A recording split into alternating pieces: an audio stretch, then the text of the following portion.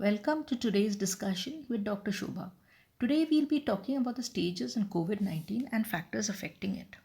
Let's start with the entry of the virus into the body. The virus latches onto the ACE2 receptors which are present on certain cells.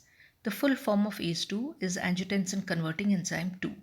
They are protein molecules that provide the entry point for the spike protein of the virus to hook onto, sneak inside, and multiply into several copies. So the virus can potentially infect all organs that have the ACE2 receptors. These receptors are present on the nasal mucosa, lungs, heart, blood vessels, kidneys, liver, and the gastrointestinal tract. One of the entry points of the virus is the nose, where it enters through aerosols and is present in the nostrils of the patient. Once the virus attaches to ACE2 receptors on the nasal mucosal cells, there can be loss of smell. In fact, this can occur even before cough occurs. The good news here is that if you experience a loss of taste or smell, you will generally experience a mild disease and not progress to complications. There are three stages of the disease. The first stage is day 1 to day 5, called the stage of infection. As I said, patients may experience loss of smell and taste as the virus enters through the nasal mucosa. Fever, cough, or diarrhea may also be experienced. You may have what's called a happy hypoxia. This means that you feel happy and fine all the time while your oxygen saturation is rapidly declining.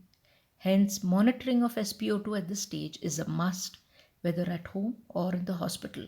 If it reduces rapidly at home, one should go to the hospital. Day 5 to day 10 is called the pulmonary or respiratory stage. Shortness of breath occurs and the body tries to remove the virus by its immunological mechanisms. Hence, all measures to improve one's immunity prior to the illness would now help at this stage. Day 10 onwards is a stage of complication or hyperinflammation phase. The body reacts towards the virus and while trying to kill the virus mounts a massive inflammatory response. There may be a cytokine storm, acute respiratory distress syndrome, and shock. One thing to remember here is that the patient dies because of this cytokine storm and not because of the virus. At this stage, there are several biomarkers that can be done to indicate the severity and prognosis. They are ferritin, CRP, interleukin 6, etc. It is to be noted that interleukin 6 can vary from lab to lab and hence must be done in the same lab for consistent results. Statistics show that the disease is more prevalent in men than in women. As you may have guessed, the hormone estrogen has been found to have a protective effect.